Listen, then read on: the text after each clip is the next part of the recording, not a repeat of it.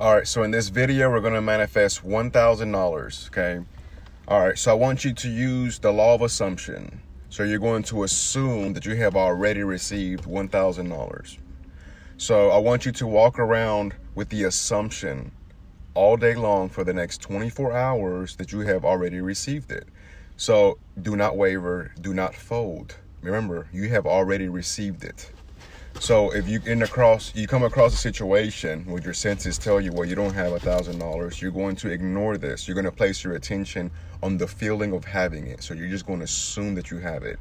You're going to do this for 24 hours. And then once you manifest that $1,000, come back and drop a comment and say, I manifested $1,000 and I am so grateful. And that's it. We're going to keep it very simple. That's all you have to do. You don't have to script. You don't have to imagine. You don't have to affirm, use words of affirmation.